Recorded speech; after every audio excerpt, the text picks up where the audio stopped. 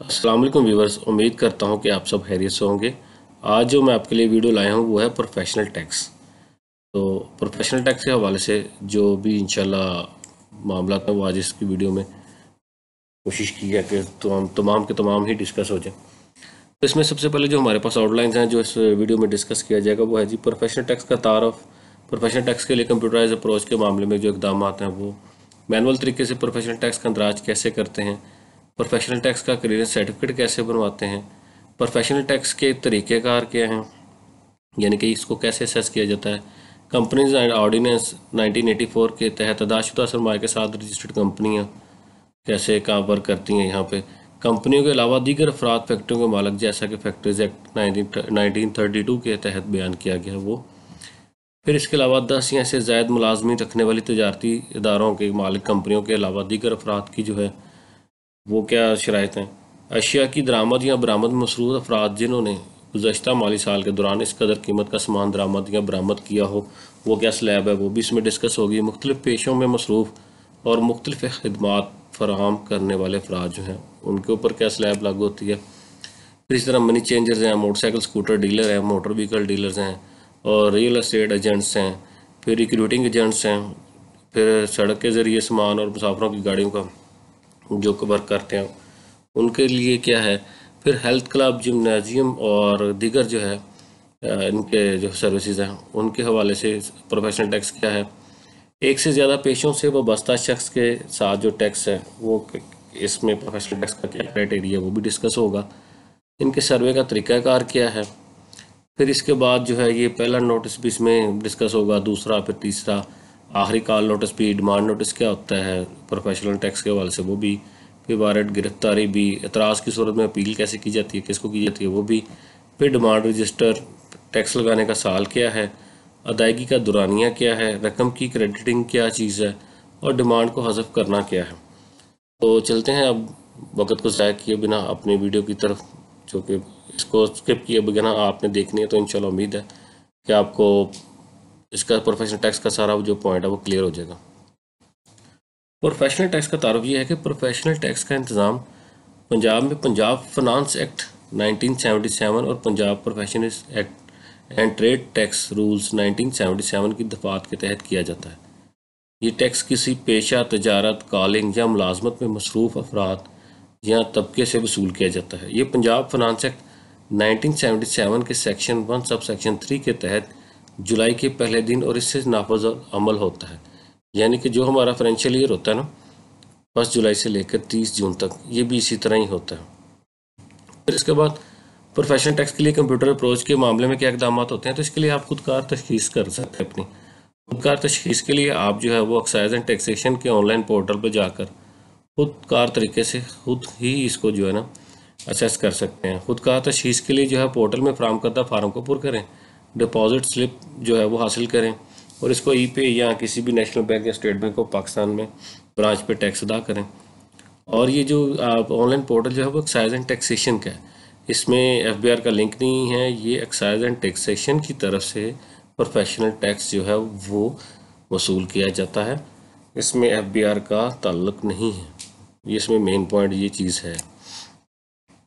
फिर आता है मैनुअल तरीके से प्रोफेशनल टैक्स का अंदराज क्या है। ईटीओ प्रोफेशनल टैक्स दर्ज इक़दामात को बनाते हुए दराजदीदा को उसी दिन डिमांड या एनरोलमेंट नंबर जारी करता है। इसके लिए करना क्या होता है, अपने कारोबार से मुतल्लिक बुनियादी मालूमात और इसके आगाज़ की तारीख या रजिस्ट्रेशन की तारीख दर्ज झेल के तहत अथॉरिटी के पास जमा करवानी होती है। ईटीओ के पास प्रोफेशनल टैक्स इसके मुताबिक 32(1) पर अदायगी का चलान PFT2 होता है वो जारी कर देता है। पंजाब में जो है वो नेशनल बैंक या स्टेट बैंक ऑफ पाकिस्तान किसी भी ब्रांच में प्रोफेशनल टैक्स जमा करवाएं। ईटीओ प्रोफेशनल टैक्स को अदाशुदा चलान की एक कॉपी जो है वो फराहम करें।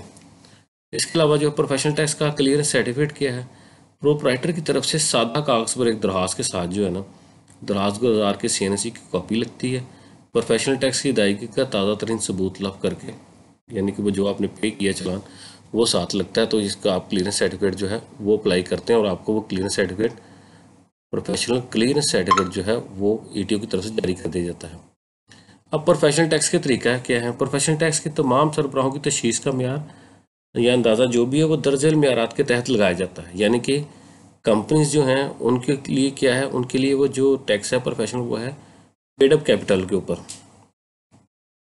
जो पेड अप कैपिटल कंपनीज का होता है ना, उसके ऊपर वो टैक्स लगता है, प्रोफेशनल टैक्स। ये देखिए पेड अप कैपिटल, ठीक है। इसको भी आगे चल के आपको बताते हैं कि कितने पेड कैपिटल पे कितना लगता है और कितने पे कितना। इसी तरह फैक्ट्रीज जो हैं, फैक्ट्रीज का जो है वो नंबर्स ऑफ एम्प्लॉयज़ की तादाद के हिसाब से लगता है। कमर्शियल इस्टेब्लिशमेंट्स जो हैं उनका जो है number of employees except retailers and wholesalers, यानी कि रिटेलर और होलसेलर जो है उनके अलावा जो है ना एम्प्लॉयज़ जो हैं उनकी तादाद के मुताबिक कमर्शियल इस्टेब्लिशमेंट जो हैं वो ये टैक्स पे करती हैं। इम्पोर्टर्स एंड एक्सपोर्टर जो हैं वो करते हैं on the value of goods imported and exported, यानी कि इम्पोर्ट और एक्सपोर्ट की जो चीज़ें वो करते हैं ना, इम्पोर्ट, इन दोनों की ट्रांजैक्शन की जो वैल्यू है उस वैल्यू के ऊपर ये टैक्स लगता है। इस तरह गवर्नमेंट कॉन्ट्रैक्टर्स जो हैं उनका जो लगता है वो सर्विसेज, जिस वैल्यू की वो सर्विसेज फराहम करते हैं ना, on the value of services given, उन सर्विसेज के वैल्यू के ऊपर ये टैक्स लगता है।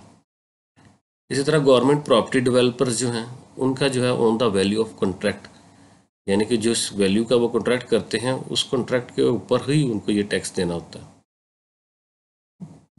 इसी तरह सर्विस प्रोवाइडर जो हैं उनके लिए फिक्स्ड है, वो कितना फिक्स्ड है ये भी आगे चल के आपको बताते हैं। इसके लिए कंपनीज ऑर्डिनेंस 1984 के तहत दाशुदा सरमाए के साथ रजिस्टर्ड कंपनी है, यानी कि अभी जो आपसे बात कर रहे थे कि कंपनीज के ऊपर जो ये लगता है ये पेड अप कैपिटल पर लगता है, और ये कितना लगता है पेड अप कैपिटल के हवाले से तो वो इस चीज़ में इस स्लैब में डिस्कस किया गया है। वो कहते हैं कि 5 बिलियन की जो है ना, 5 मिलियन तक जो है वो इसके ऊपर 10,000 आपको जो है ना वो प्रोफेशनल टैक्स है। इसी तरह अगर आप 5 मिलियन को क्रॉस करते हैं लेकिन 50 मिलियन के अंदर अंदर ही, यानी कि 5 मिलियन से लेकर 50 मिलियन तक जो है वो 30,000 रुपये प्रोफेशनल टैक्स है। इसी तरह वो 50 मिलियन और 100 मिलियन, यानी कि 50 मिलियन को क्रॉस करते हैं और 100 मिलियन के अंदर अंदर आपका जो है ना इसका जो है पेड अप कैपिटल रहता है, तो फिर आपको जो है प्रोफेशनल टैक्स वो पड़ता है 70,000 या 70,000।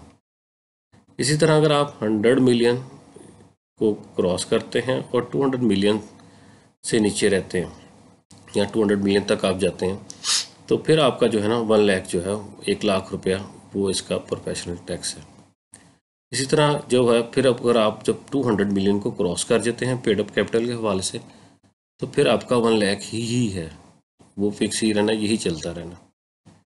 इस तरह जब आगे चलते हैं कंपनी के अलावा दीगर अफराद फैक्ट्रियों के मालिक हैं, जैसे कि फैक्ट्रीज एक्ट 1932 के तहत बयान किया गया, जो उसके तहत जो क्लास ऑफ कंपनी जो जिसके अंदर जो है 10 मुलाजमीन है, यानी कि 10 से नीचे नीचे या 10 मुलाजमीन जिनके हैं उनको जो प्रोफेशनल टैक्स है वो पड़ता है 1500 रुपया, 1500।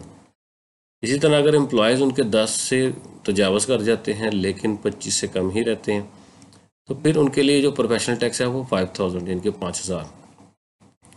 एम्प्लॉयज़ अगर उनके हैं जो वो कंपनीज की वो 25, यानी कि 25 की लिमिट को क्रॉस करते हैं तो इनके लिए फिर आपका जो टैक्स है प्रोफेशनल वो है 7500 रुपीज़, 7500 रुपये, ठीक है जी। इसी तरह क्लास ऑफ पर्सन्स में, यानी कि 10 या इससे ज़्यादा मुलाजमी रखने वाली तजारती इदारों के कम मालिक कंपनियों या इनके अलावा दीगर जो अफराद हैं 10 से ज़्यादा जब होंगे मुलाजमीन उनके, तो फिर उनके लिए क्या स्लैब्स हैं, उनके लिए वो जी स्लैब्स ये जो है वो ये स्लैब दी गई है कि अगर तो वो मेट्रोपॉलिटन और म्यूनसिपल कॉरपोरेशन की लिमिट्स के काम कर रहे हैं तो वो फिर वो जो है ना 6000 रुपीज़ जो है 6000 रुपये प्रोफेशनल टैक्स देंगे। इसके अलावा जो अदर्स हैं वो 4000, यानी 4000।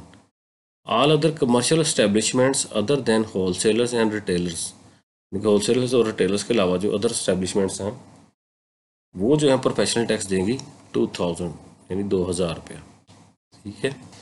नेक्स्ट चलते हैं जी, वो फिर कहते हैं एशिया की दरामद या बरामद में मसरूफ़ अफराद जिन्होंने गुज़श्ता माली साल के दौरान इस कदर कीमत का सामान दरामद या बरामद किया होगा तो उनके ऊपर क्या टैक्स की रेशो होगी वो इसमें देखते हैं। इसमें जी जो क्लास ऑफ पर्सनस और rate of tax per annum जो है ये सारे जितने भी टैक्सेस की स्लैब्स है ये पर एनम ही है।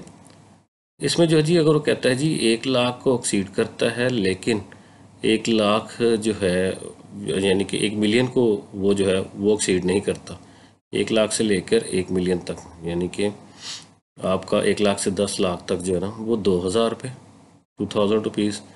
अगर वो 1 मिलियन यानी 10 लाख को क्रॉस करता है लेकिन 5 मिलियन यानी कि 50 लाख से नीचे नीचे रहता है तो फिर जो है ना उसका जो है 3000 रुपये यानी कि ₹3000 उसका प्रोफेशनल टैक्स होगा।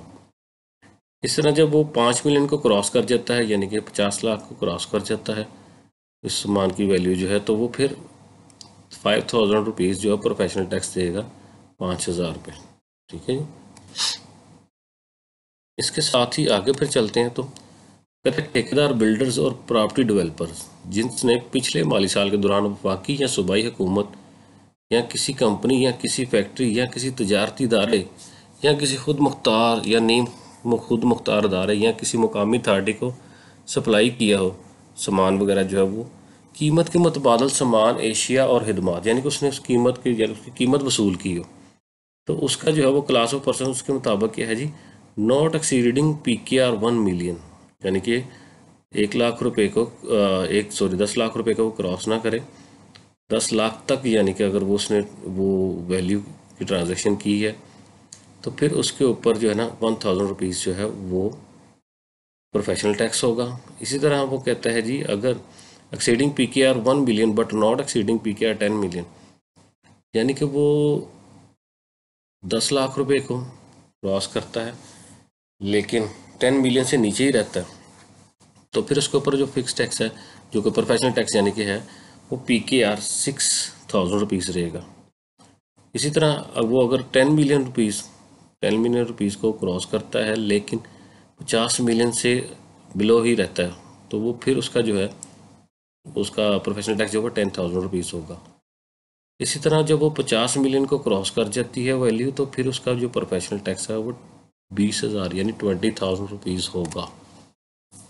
इस तरह फिर आगे चलते हैं तो ये मुख्तलिफ पेशों में मसरूफ़ और मुख्तलिफ खिदमात फराहम करने वाले अफराद, ये कौन से हैं, इनके ऊपर क्या टैक्स है, ये भी इस स्लैब में देख लेते हैं, इस चार्ट में नज़र आ जाएगा। मेडिकल कंसल्टेंट्स और स्पेशलिस्ट या डेंटल सर्जन्स हैं, उनके लिए यही ₹5,000 फिक्स है। रजिस्टर्ड मेडिकल प्रैक्टिशनर्स जो हैं उनके लिए ₹4,000 फिक्स है। अदर इंक्लूडिंग होम्योपैथिक हकीम्स वगैरह जो हैं उनके लिए ₹3,000 फिक्स है। फिर है जी within metropolitan and municipal corporation limits जो है वो वर्क करते हैं, उनकी हदूद के अंदर ₹1,000 ₹1,000। फिर अदर ऑडिटिंग फर्म्स जो हैं पर प्रोफेशनली क्वालिफाइड पर्सनस, जो पर पर्सन के हवाले से यानी कि इसके ऊपर लागू किया जाता है ऑडिटिंग फर्म्स के ऊपर, वो है ₹1,000। फिर वो कहता है with in metropolitan and municipal corporation limits जो है उसके ऊपर जी जो है ₹6,000 है। इसके अलावा जो अदर्स हैं तो उनके ऊपर जी ₹4,000 है। आगे चलते हैं जी, मैनेजमेंट और टैक्स कंसल्टेंट, आर्किटेक्ट्स, इंजीनियरिंग, तकनीकी और साइंसी मशीर जो हैं, यानी कि जो ये सर्विसेज फराहम करते हैं, वो अगर with in metropolitan and municipal corporation की लिमिट के अंदर ये काम कर रहे हैं तो फिर उनको जो है ना ₹6,000 जो है वो प्रोफेशनल टैक्स होगा। अदर्स जो हैं वो ₹2,000 देंगे। लायर्स जो हैं वो देंगे जी ₹1,000। मेंबर्स ऑफ स्टॉक एक्सचेंजेस जो हैं वो देंगे जी ₹10,000। ये आपके सभी तकरीबन ये कह लें कि सर्विस प्रोवाइडर्स जो हैं वो उनके लिए है। फिर इसी तरह मनी चेंजर्स हैं जी, मनी चेंजर्स के लिए जी है जी जो with in metropolitan and municipal corporation limits के काम कर रहे हैं उनके लिए ₹6,000 है और अदर्स के लिए जी ₹2,000 है। मोटरसाइकिल, स्कूटर ये डीलर्स वगैरह जो होते हैं वो भी इसी तरह with in metropolitan and municipal corporation limits जो काम करते हैं उनके लिए ₹10,000 है जी एनुअल, और दूसरों के लिए ₹6,000 है। मोटर व्हीकल डीलर्स और रियल एस्टेट एजेंट्स जो हैं ये अगर इसी तरह मेट्रोपॉलिटन एंड म्यूनसिपल कॉरपोरेशन की हदूद में काम कर रहे हैं तो जी इनके ऊपर ₹20,000 है और अदर्स के लिए ₹10,000 है। इसी तरह जी भर्ती करने वाले एजेंट्स यानी कि रिक्रूटिंग एजेंट्स जो हैं उनके लिए जो है with in metropolitan and municipal corporation limits जो है वो ₹20,000 हैं, अदर्स के लिए ₹10,000 है। आगे चलें, सड़क के ज़रिए सामान और मुसाफरों की गाड़ियाँ, ये जो वर्किंग है यानी कि लोडर्स जो है वो ट्रांसपोर्टेशन के ज़ुमरे में ये आ जाता, ये ट्रांसपोर्ट वालों के लिए है। इसमें जो जी इसी तरह with in metropolitan and municipal corporation limits में काम करते हैं उनके लिए जी ₹4,000 है जी और अदर्स के लिए ₹2,000। इस तरह आगे चलते जाएं तो हेल्थ क्लब, जिम्नाजियम और दीगर जो हैं, जो कि इस चार्ट में मेंशन किए हैं, उनमें है जी जो with in metropolitan and municipal corporation limits काम करेंगे वो 4000 रुपीज़ देंगे। इसके अलावा जो अदर एरिया में करेंगे वो 2000 देंगे। इसके आगे चलते हैं jewellers, departmental stores, electronic goods stores, cable operators, printing presses and pesticide जो डीलर्स हैं जी वो 2000 रुपीज़ हैं। टोबैको वेंडर्स जो हैं, होलसेलर्स जो हैं, वो 4000 है। इसी तरह फ्रेंचाइज ऑथोराइज डीलर्स या एजेंट्स जो हैं, डिस्ट्रीब्यूटर्स जो हैं, वो 5000। प्रॉपर्टी डीलर, बिल्डर्स या marketing agent, company and management of engaged in development marketing residential, commercial और इंडस्ट्रियल, ये जी 50,000 रुपीज़ एनुअल प्रोफेशनल टैक्स देंगे।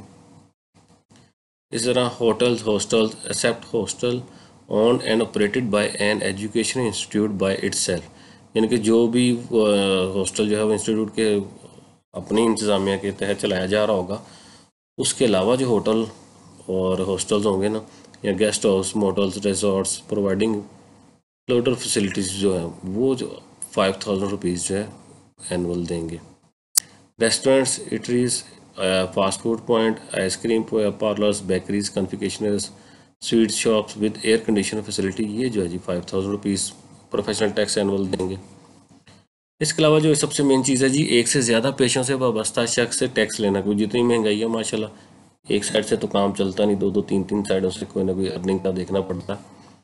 अब वो यहाँ पे उन अफराद के लिए बड़ा एक अहम सवाल है जी कि एक से ज़्यादा पेशों से वाबस्ता जो शख्स है सर्विसेज फराहम कर रहा है, या जो आपको पीछे चार्ट फराहम किए गए इनमें वो दो तीन में मसरूफ़ है, अपना रोज़गार कमा रहा है, तो वो किस कैटेगरी में फॉल करेगा।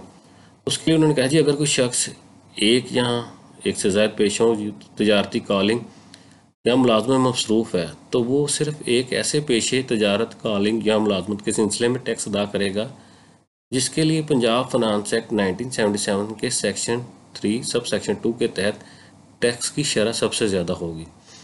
यानी कि इनमें से जिस सर्विसेज की टैक्स रेशियो ज़्यादा होगी ना, उसकी सर्विसेज में से वो जो है वो टैक्स पे करेगा। ये नहीं कि वो सबसे कम वाली स्लैब पकड़ लेगा जी मैं तो इसमें फॉल करता हूँ। इस तरह सर्वे का तरीकाकार क्या है जी, प्रोफेशनल टैक्स का ज़्यादातर जो सर्वे है वो इंस्पेक्टर की तरफ से लाटशुदा हलकों के ज़ाती दौरों के ज़रिए ही किया जाता था, जिसको सर्वे का रवायती लेकिन सबसे मुस्तनद ज़रिया समझा जाता है, और वक्तन फ़क्तन यूनिट्स की हरकत पजीराई की वजह से भी इस्तेमाल में है। लेकिन पिछले 2 सालों में नए तरीके अपनाए गए हैं। वो नए तरीके क्या अपनाए गए हैं? Directory of industrial establishment Punjab, यानी कि इनकी डायरेक्टरी से वो डाटा लेके तो उनको ये नोटिस करते हैं, फिर उसके बाद येलो पेजेस से करते हैं, फिर रजिस्टर्ड कंपनियों की फहरिस्त जो KCCP से ली जाती है वहाँ से भी ये असेसमेंट करते हैं, फिर चैम्बर ऑफ कॉमर्स की फहरिस्त से भी ये कह लें कि अपना रिकॉर्ड निकाल लेते हैं, फिर तालीमी महकमों की फहरिस्त वगैरह से भी इनको ये असेसमेंट नोटिस वगैरह भेजते हैं। इसमें पहला नोटिस अब क्या है जी, पहला नोटिस कब आता है? पंजाब फाइनेंस एक्ट 1977 के सेक्शन 3 के टैक्स की तशखीस के लिए तयन कुरिंदा से दर्ज मालूमात और दस्तावेजात का मुतालबा किया जाता है। दस्तावेजी सबूत के साथ दफ्तर खोलने की तारीख का पूछा जाता है। कारपोरेशन सर्टिफिकेट की फ़ोटोकॉपी अगर एक इनकारपोरेटेड कंपनियां, यानी कि अगर एक इनकारपोरेटेड या इनकारपोरेटेड कंपनी है तो उस सूरत हाल में उससे कारपोरेशन सर्टिफिकेट मांगा जाता है। फिर दस्तावेजी सबूत के साथ कंपनी का अदाशुदा सरमाया यानी SECP के ज़रिए तस्लीमशुदा फॉर्म ए का, फिर दस्तावेजी सबूत के साथ यानी कि हार्ड कॉपी जो भी है उसका, टैक्स आयद किए जाने वाले सालों के दौरान दरामद बरामद की कीमत, मज़कूरा सालों के लिए इनकम टैक्स गोशवारे की कापी, दस्तावेजी सबूत के साथ वफाकी, सूबाई, नीम सरकारी महकमे या किसी कंपनी या फैक्ट्री या तजारती इदारे या किसी खुद मुख्तार या नीम खुद मुख्तार अदारे या किसी मुकामी अथॉरिटी को किए गए काम, खिदमत, सप्लाई करदा सामान की सालवर कीमत वगैरह उसका पूछा जाता है। मुलाजमीन की तादाद का पूछा जाता है। फिर पहला और आखिरी इनकम टैक्स रिटर्न महकमा इनकम टैक्स के ज़रिए तस्लीम किया जाता है। फिर पेशा वराना टैक्स की रसीदें अगर पिछले सालों के दौरान कोई अदायगी की गई हो तो वो डिमांड की जाती है। इसके बाद है जी दूसरा नोटिस। दूसरा नोटिस कब सर्व किया था? पहले नोटिस की याद दहानी के लिए पहले नोटिस की मुकर्रर मुद्दत ख़त्म होने पर दूसरा नोटिस सर्व किया जाता है। फिर तीसरा नोटिस सर्व किया जाता है अगर आप इनके साथ इन कॉन्टैक्ट नहीं होते तो। दर्जा वाला 2 नोटिस की याद दहानी और जायज़ा लेने वाले को सुनने का हतमी मौका दिया जाता है। कुछ खसूसी नोटिस भी जारी इस दौरान किए जाते हैं। आखिरी काल नोटिस वो होता है जी एक फ्रीकी फैसला यानी कि एक तरफा फैसला Punjab professional and trade tax rules 1977 का section 4 sub section 2 assessing authority जो है ना district excise and taxation officer को 100% जुर्माने के साथ वो कहते हैं जी आप जैसा टैक्स लगाने के मामले में फैसला करके आखिरी काल नोटिस भी दे सकते हैं, आखिरी काल नोटिस भी जारी हो सकता है।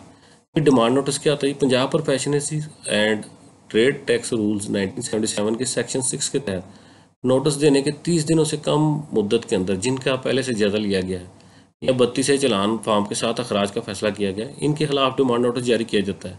पंजाब फाइनेंस एक्ट 1977 के सेक्शन 6 के जरिए लैंड रेवेन्यू एक्ट 1967 के तहत दर्ज तरीक़ाकार को अपनाया गया है।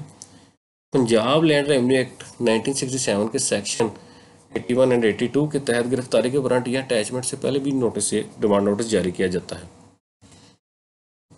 वारंट गिरफ्तारी पंजाब लैंड रेवेन्यू एक्ट 1967 के तहत जो है ना वो अटैचमेंट ऑर्डर करके वारंट गिरफ्तारी जारी किया जाता है।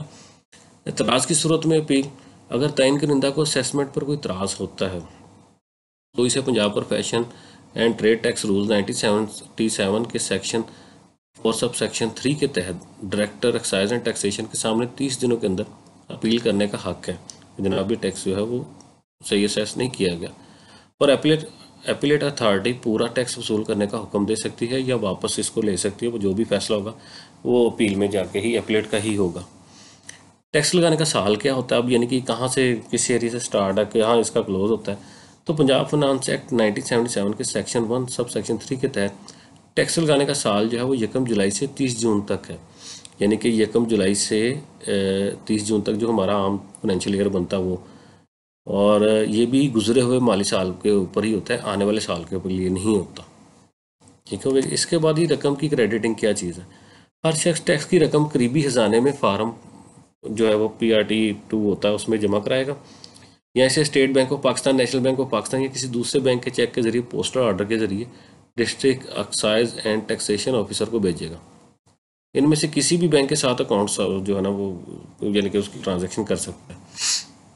डिमांड को हज़फ करना क्या है जी, जो आप बताया गया था, अगर कोई शख्स टैक्स अदा करने का जिम्मेदार तजारत पेशा मुलाजमत या कॉलिंग जिसकी बुनियाद पर टैक्स अदा करने का जिम्मेदार है को मुनक़ता करता है तो ऐसे शख्स को इस तरह की तजारत पेशा मुलाजमत या कॉलिंग बंद करने के 30 दिनों के अंदर अंदर इस हकीकत से आगाह करना होगा district and excise taxation officer Punjab professions and trade tax rules 1977 के सेक्शन 10 के तहत। यानी कि ये डिमांड को हज़फ करना, ये इसका कहने का मकसद है कि अगर कोई बंदा वो अपना तजारत छोड़ चुका है, अब वो सर्विस छोड़ चुका है या वो अपना वो जो काम था जिसके तहत उसको वो नोटिस वगैरह भेजेंगे, वो अगर ये छोड़ चुका तो वो छोड़ने के 30 दिन के अंदर अंदर पाबंद है कि वो जो है ना अपना district excise and taxation officer से रब्ता करे, उनको बताए कि ये जनाब मैं काम छोड़ चुका हूँ। और अगर अब सबसे लास्ट में आप सबसे जो कहने कि हर वीडियो में हमारी रिक्वेस्ट होती है कि आपकी तरफ से जो है वो यही एक इनाम होता है, यही एक हौसला अफजाई होती है कि आप हमारे चैनल को सब्सक्राइब करें और इसको लाइक करें, वीडियो को अगर अच्छा लगा दोस्तों के साथ शेयर करें। मज़ीद अगर वीडियो में कोई कमी रहेगी हो या कोई सवालात हों तो आप कांटेक्ट भी कर सकते हैं। इंशाल्लाह उम्मीद है कि वीडियो में कोई कमी तो नहीं रहेगी होगी। इसको प्रोफेशनल टैक्स के हवाले से सारा प्रोसीजर इसमें इंशाल्लाह क्लियर कर दिया कि ये क्या है, कैसे है, कब लागू होता है और इसका तरीक़ाकार क्या है। अपनी दुआओं में याद रखिएगा। शुक्रिया। अल्लाह हाफिज़।